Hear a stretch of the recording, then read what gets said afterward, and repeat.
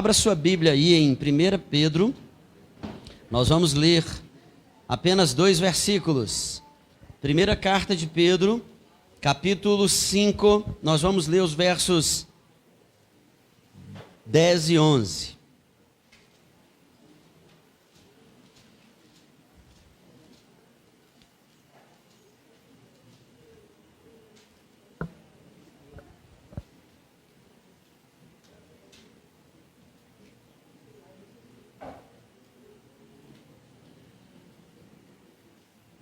Primeira de Pedro, capítulo 5, versículos 10 e 11, diz assim a palavra de Deus.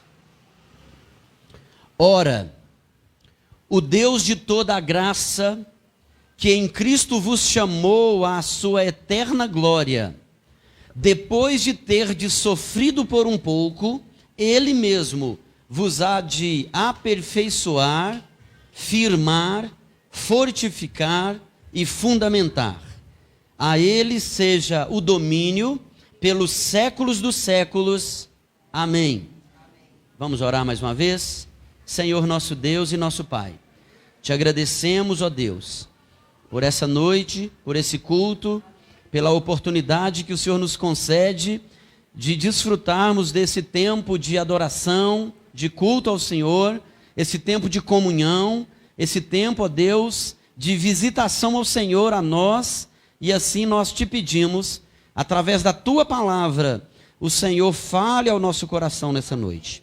Que o Senhor comunique, Deus, aquilo que o Senhor deseja comunicar, e que o Senhor promova em nós crescimento, o Senhor promova em nós, ó Deus, transformações, que o Senhor nos alimente com a tua palavra, assim nós te pedimos, em o nome de Jesus, amém, amém, graças a Deus. Eu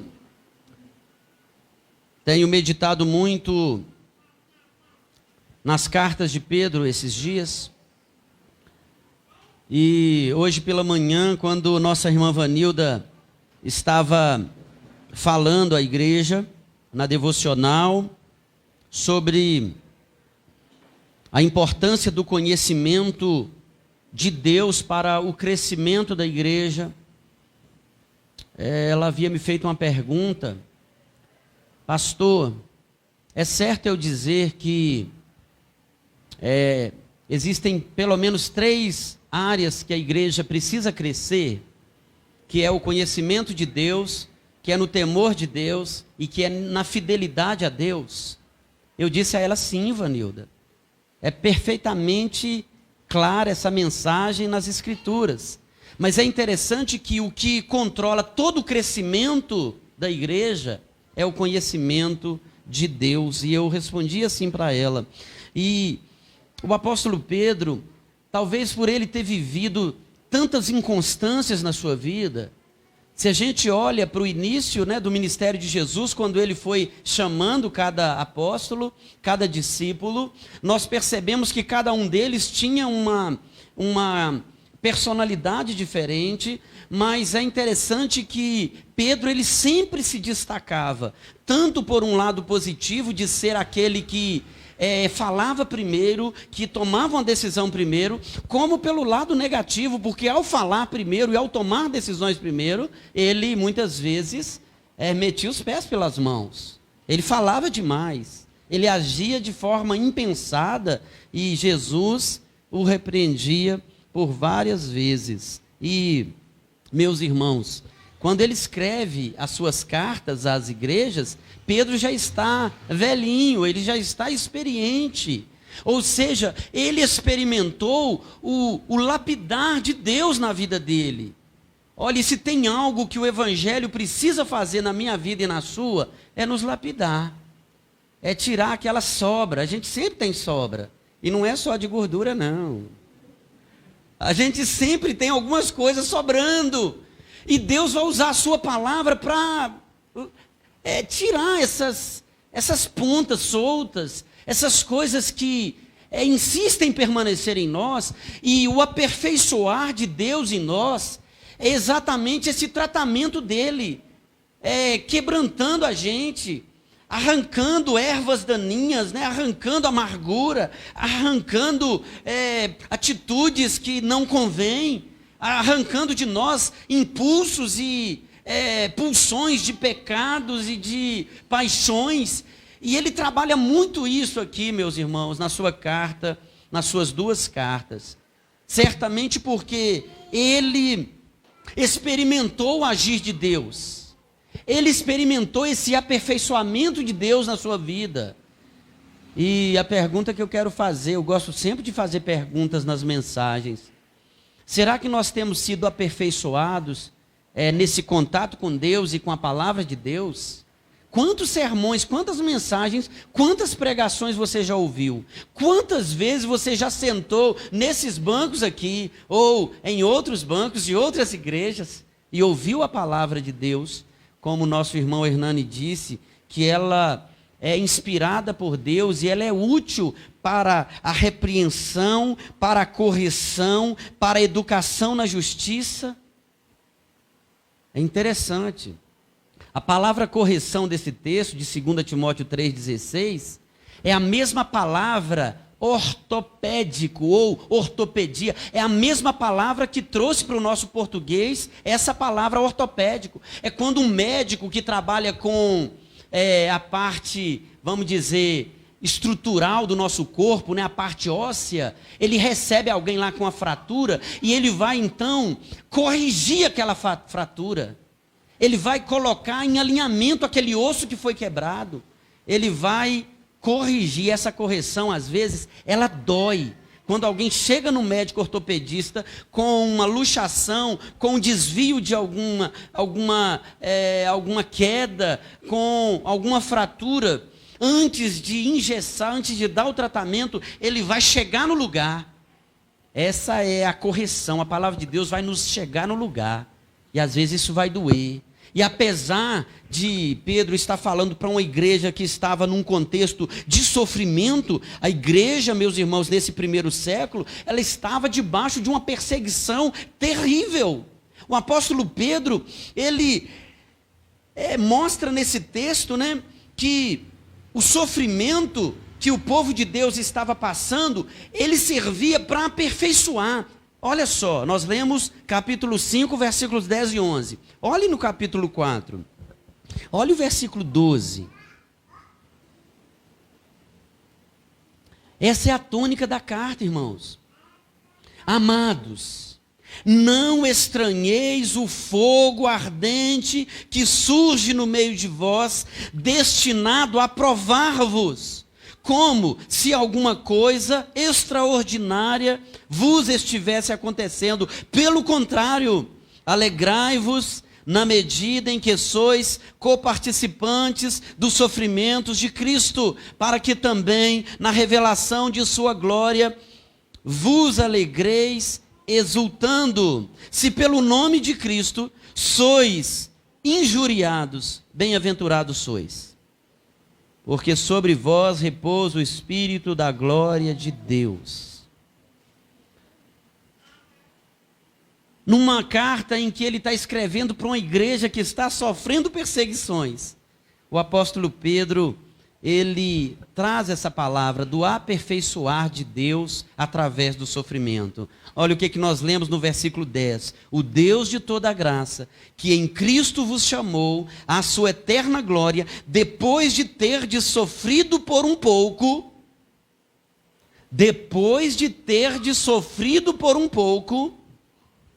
Ele mesmo vos há de aperfeiçoar, firmar, fortificar e fundamentar. Tem uma frase do grande pregador chamado Charles Spurgeon, e eu já disse que eu gosto de frases. A nossa irmã Clara falou: pastor, um dia eu quero ver essa coleção de frases, né? Porque eu fico tão inspirada também de ler frases que foram ditas por grandes homens de Deus. Spurgeon, Clara, ele fala uma coisa interessante, ele diz assim: eu preferiria não sofrer. Todavia, se posso te honrar mais por meio do sofrimento, então que o sofrer seja a minha porção. Eu preferiria não sofrer. Ninguém escolhe sofrer. Mas, se posso te honrar mais por meio do sofrimento, então que o sofrer seja a minha porção. Essa palavrinha que aparece no texto, aperfeiçoar, ela aparece 2 vezes no Novo Testamento. É interessante. Ela aparece no versículo 10 aqui de 1 Pedro 5, e ela aparece também em Mateus 4, 21. A palavra grega é kartazein, ou kartazen. E sabe o que significa? É reparar brecha. O versículo de Mateus 4, 21 é aquele assim, ó. Passando adiante, viu outros 2 irmãos, Tiago, filho de Zebedeu, e João, seu irmão, que estavam no barco em companhia de seu pai, consertando as redes, e chamou-os. A palavra aperfeiçoar é essa palavra, consertando as redes. Olha que interessante. Pelas provações, Deus repara as nossas brechas. Essa palavra significa prover aquilo que falta em nós, remendar o que está roto, repor uma parte que está faltando. Assim, o sofrimento, se aceito com humildade, pode prover aquilo que está faltando em nosso caráter. Vou repetir, o sofrimento, se aceito com humildade, pode prover aquilo que está faltando em nosso caráter. Depois de ter sofrido por um pouco, ele mesmo vos há de aperfeiçoar, firmar, fortificar e fundamentar. Às vezes nós ouvimos pessoas lamentando a sua sorte, a sua vida, e nós muitas vezes achamos que o chamado de Jesus, ele nos alienou de um mundo de sofrimento e nos colocou em um parquinho de diversão. Agora minha vida vai ser totalmente tranquila, porque Jesus está comigo. Jesus também estava no barco, quando ele começou a afundar. Jesus também estava com os discípulos, quando ele mesmo sofreu as agruras, o ódio do mundo, as perseguições, as ofensas. E ele disse, se o mundo me odiou, o mundo vai odiar você também. Ele sabe o que é padecer. Isaías o chama de homem de dores. E é um sinal para nós que ele tomou a sua cruz e seguiu, como ovelha muda para o matadouro. E sabe qual é o chamado de Jesus para mim e para você? É tomar a nossa cruz e seguir também. Porque aquele que quer salvar a sua vida, perdê-la-á. Aquele que quer perder a sua vida, ou que perder a sua vida por amor de mim, ganhá-la-á. Às vezes nós não entendemos ainda o Evangelho. Nós achamos que o sofrimento é Deus castigando a gente.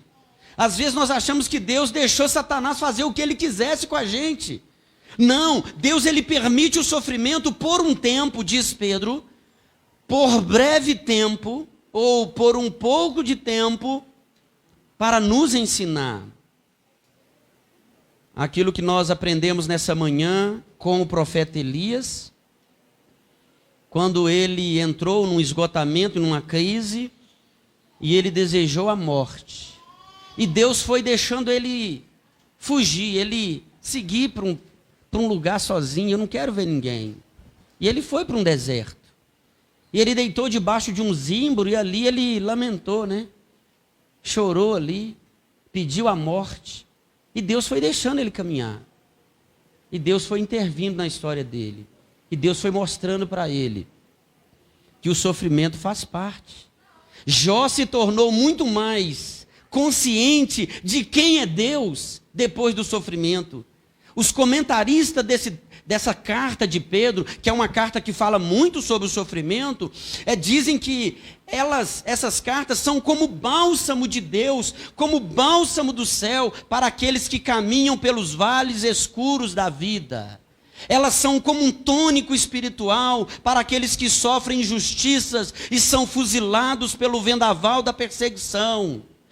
Pedro escreve para os cristãos perseguidos, desterrados, espoliados. E ele não deixa de mostrar para eles: olha, aprenda a enxergar o sofrimento pela ótica da redenção, daquilo que é eterno. Porque senão vocês vão ser refém do sofrimento. E o grande problema, irmãos, do ser humano é quando ele se torna refém do momento que ele está vivendo. Ele não considera que ele não está pronto ainda. Nem a si mesmo e nem o próximo. Então ele se torna intolerante para consigo mesmo, para com o irmão, com o próximo e até para com Deus. Porque ele não entende que existe um processo, e esse processo está em andamento. Nenhum de nós estamos prontos. Sabe o que vai acontecer quando Deus finalizar a obra dele na sua vida e na minha vida?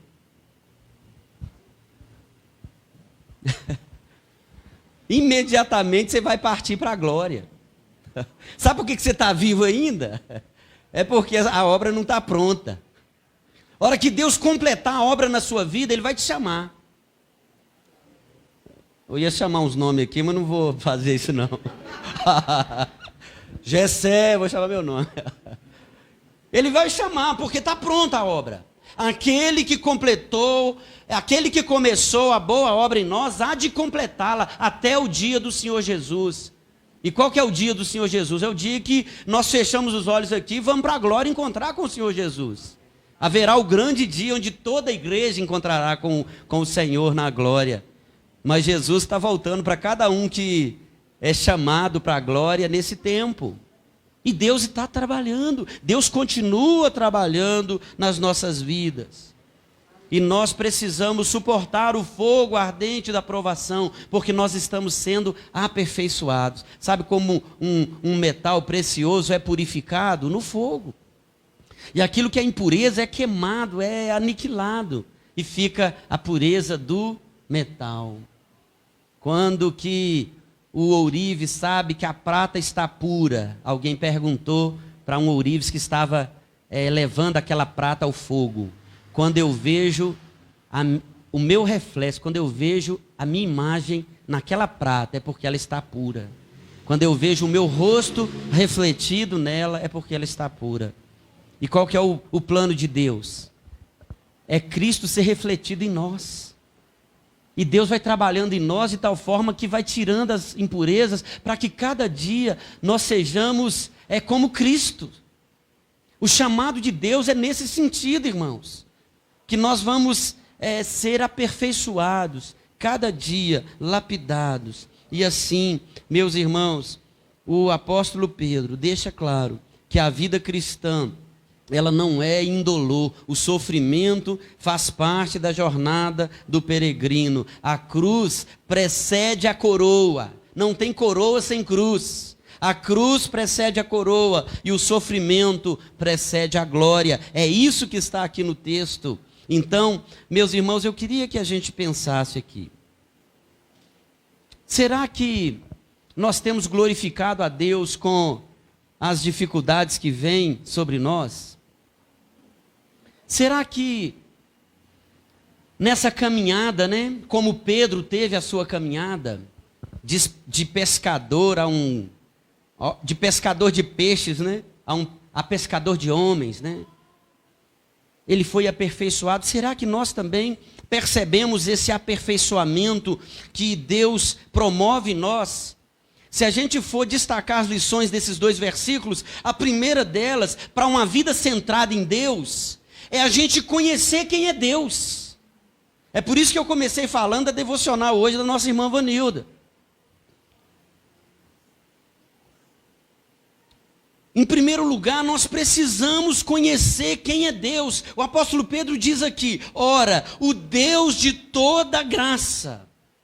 Para uma igreja que estava sendo atacada por forças humanas e espirituais, para uma igreja que estava sendo perseguida pelos homens e pelo diabo, Pedro diz que sua vida, ou a vida daquela igreja, estava nas mãos de Deus, o Deus de toda graça.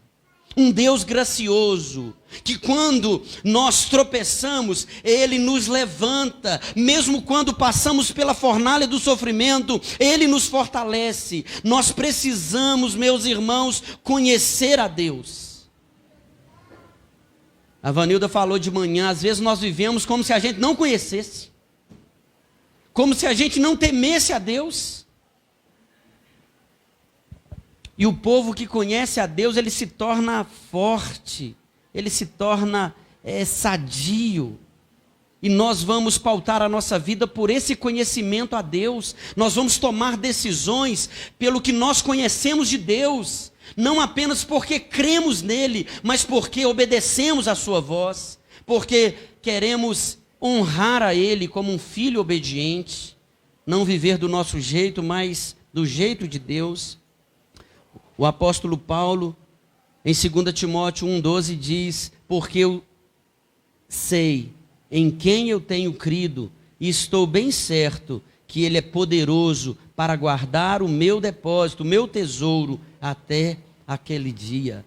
Jó, durante o seu sofrimento, ele diz: eu sei que o meu Redentor vive e que em breve se manifestará. Conhecer a Deus faz toda a diferença na vida do crente.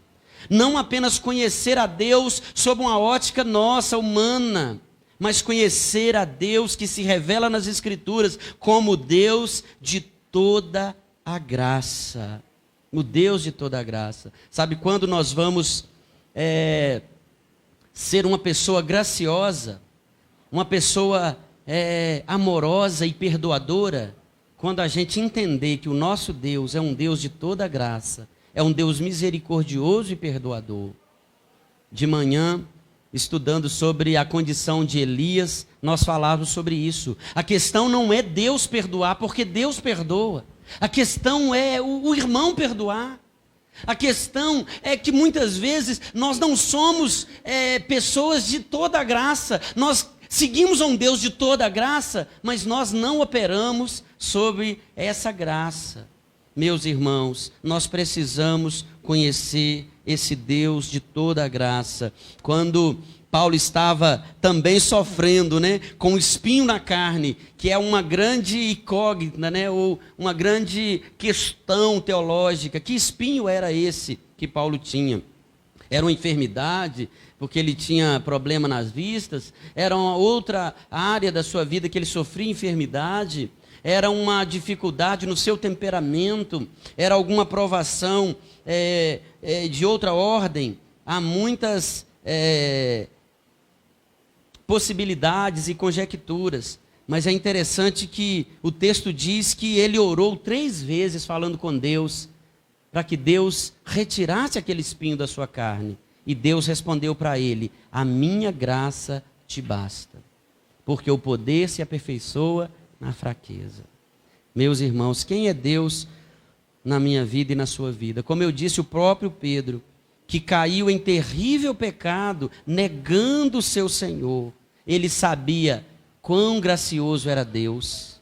Ele sabia quanta graça e perdão havia no olhar de Jesus. Depois de ressuscitado, Jesus vai conversar com Pedro: tu me amas? Sim, Senhor, eu te amo. Tu me amas, Pedro? Sim, Senhor, eu te amo. Tu me amas 3 vezes, E alguns dizem, pelas 3 vezes que ele negou, 3 vezes ele declarou o seu amor. Pedro sabia o que era esse Deus, a ponto de colocar de pé aquele que um dia estivera prostrado.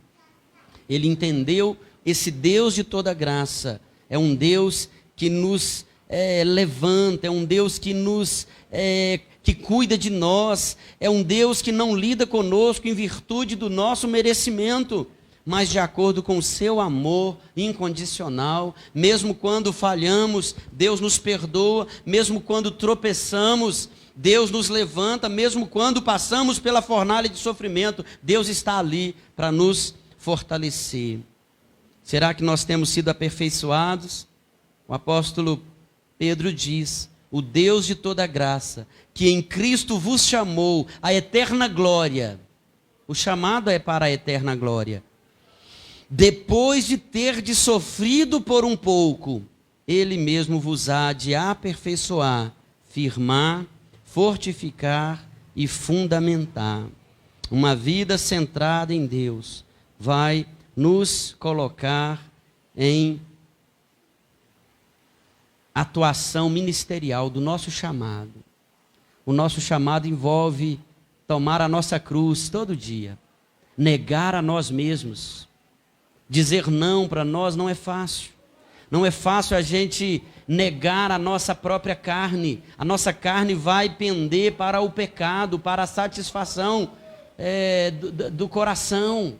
E o coração enganoso, ele vai nos dar uma rasteira, ele vai nos colocar numa situação de aceitar aquilo que está fazendo bem, porque essa é uma linguagem dos nossos dias. É uma linguagem, muitas vezes, de uma abordagem da psicologia, não todas, né? Mas de algumas abordagens. Se está fazendo bem, olha, siga.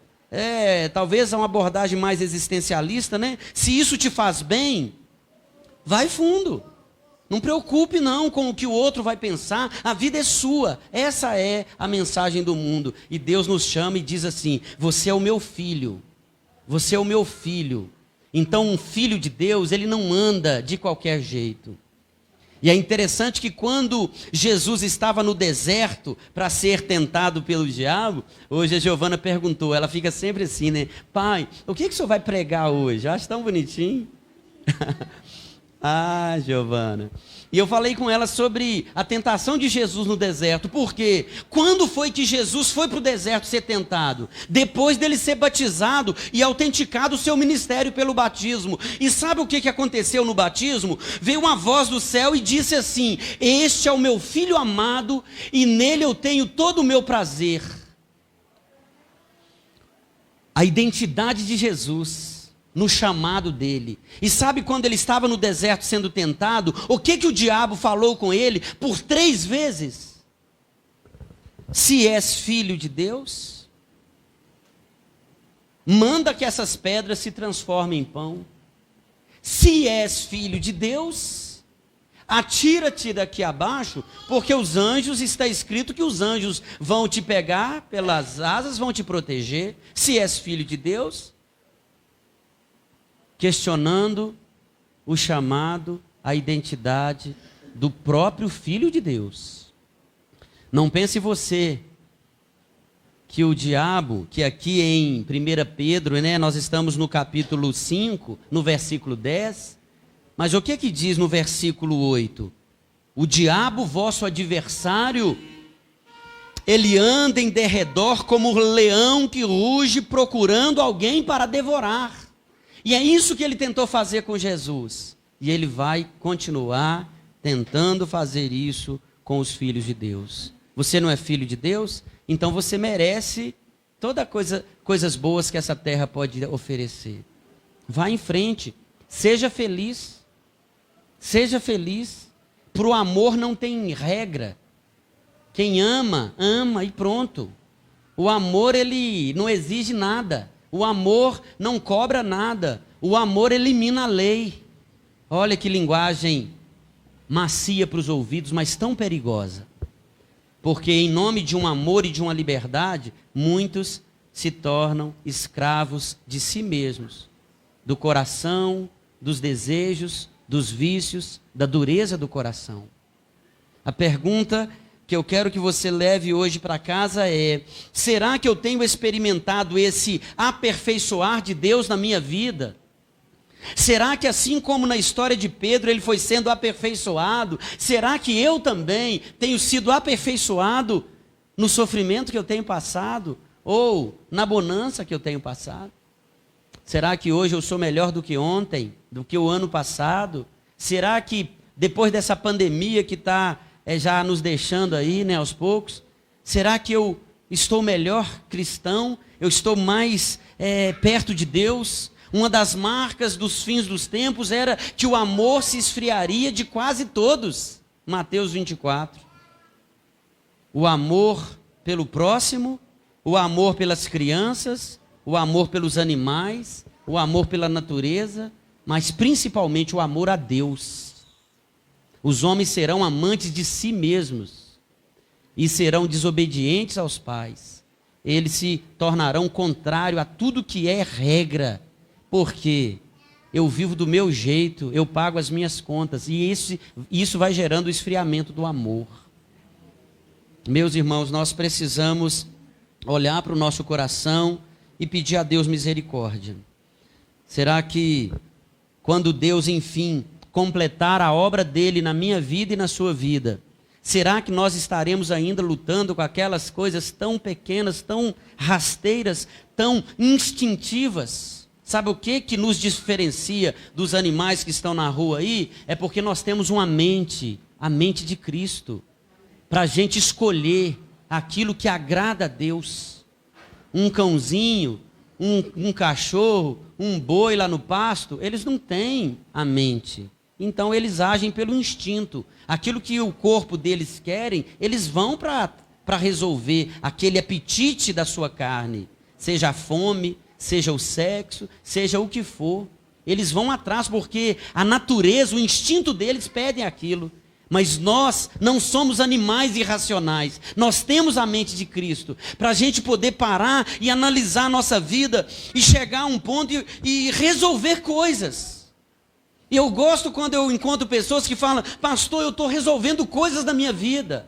Pastor, eu estou ajustando ponteiros lá em casa. Eu estou colocando em ordem o meu coração. Eu estou fechando brechas. Eu estou reparando as redes. Para que essa obra de Deus não seja um remendo novo, numa roupa velha. Jesus falou: não se coloca remendo novo em pano velho, porque aquele remendo novo vai rasgar a roupa velha, e a rotura, o buraco vai ficar maior ainda. Então a gente apresenta a Deus e fala: Senhor, eu não estou satisfeito, eu estou indignado com esse estilo de vida que eu estou levando. Que eu estou muito assim, mais ou menos. Eu não estou aperfeiçoado no Senhor. Eu quero melhorar, Senhor. Eu não sei quando o Senhor vai fechar o meu reloginho aqui. Quando o Senhor vai dizer: olha, esse é o último dia, a obra está completa na sua vida. Será que nós poderemos dizer, prestes da morte, que nós combatemos o bom combate? Que completamos a carreira e que guardamos a fé? Ou nós continuamos sofrendo dessas crises rasteiras, né? Dos nossos instintos animais, literalmente animalescos, né? De atender o que a gente quer. É por isso que a gente vê por aí homens velhos de cabelo branco andando atrás de criança para tirar foto de criança. É por isso que a gente vê aí homens de poder, de fama, de dinheiro, que continua operando nesse instinto animal, porque não conhece a graça de Deus, não conhece o Deus de toda graça, mas nós conhecemos. Nós não podemos ser levados pelos nossos instintos. Nós precisamos ter esse controle que Deus nos dá, todos nós, essa graça de andar uma vida liberta, uma vida livre, para adorar a Deus e para aguardar o dia que Ele vai nos chamar. E não é se preparar para Ele nos chamar em 2043, não. Um dia desse, a Giovana fez uma coisa lá também. A Giovana sempre fazendo as artes dela, né? Pai, eu vou entrar aqui num site para eu ver quando que o senhor vai morrer. Que papo é esse, filha? Eu até já tinha ouvido falar desse site. Ela jogou lá. Né? O nome não precisa não, mas você joga lá. Sua idade, seu peso, sua massa corpórea, né? Sua altura, né? Se é fumante, se não é, se é uma pessoa otimista, se é uma pessoa pessimista. E quando que deu lá, Giovana? 2043, eu acho, né? Olha para você ver. Então eu poderia, né? 2021. Então eu ainda tenho aí 23, 33, 43, 22 anos. Né? Pelo cálculo da Giovana lá, né? E Deus vai pegar esse tanto de zero que dá esses dias aí e reduz ele para 22 meses, para 22 dias. A gente não sabe quando Deus vai fechar a nossa história, né? E chamar a nossa senha lá no céu. Mas esse dia vai chegar. E nós não podemos ficar perdendo tempo com todo o combate, lutar e brigar por causa de tudo. Existe o bom combate para a gente combater.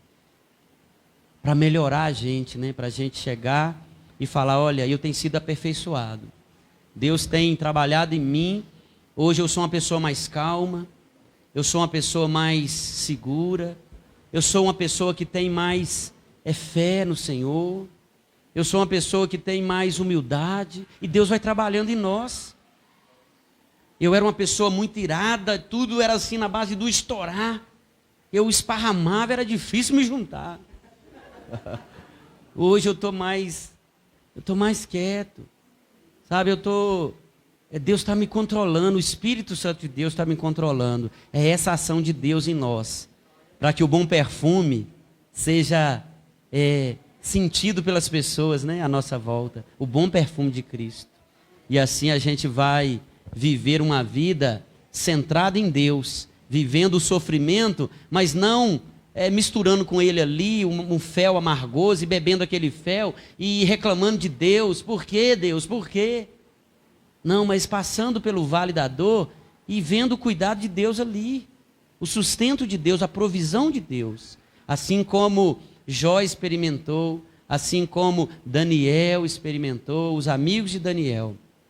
Então, a minha oração é para que essa palavra promova o seu coração, essa busca por uma vida centrada em Deus. Uma vida aperfeiçoada em Deus. Uma vida para a glória de Deus. E quando o Salvador vier nos buscar, o nosso Jesus, nós estaremos prontos, provados e aprovados para herdar a coroa da vida eterna. Amém, irmãos? Louvado seja Deus. Vamos ficar de pé para a gente orar? Vamos falar com Deus?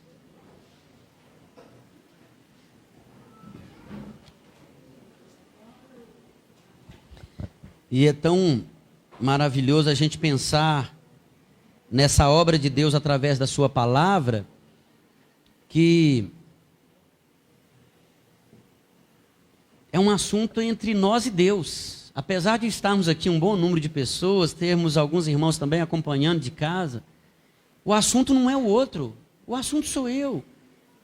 E o agir de Deus, o mover de Deus é nesse sentido, Senhor, me ajuda a melhorar. Eu sou humano, né, como diz a canção, eu só sei errar, eu só sei pecar. Não, você sabe acertar também, só que errar é mais fácil. Parece que é mais fácil o erro, né? A operação do erro, ela nos arrasta. Porque existe uma onda no mundo que leva o pecador, arrasta. E para a gente ir para Deus, a gente tem que nadar contra essa onda, contra essa maré. E não é fácil, mas Cristo é quem nos ajuda nessa jornada. Ele não nos deixa nadar sozinho, Ele está conosco ali. Vamos, meu filho. Quando Pedro começou a naufragar, naquele mar de transtorno ali, de ondas bravias, o Senhor não o deixou afundando. Ele estendeu a mão e falou, vem cá, meu filho. Tenha fé. Então é assim que Jesus faz, é assim que nós devemos fazer uns com os outros.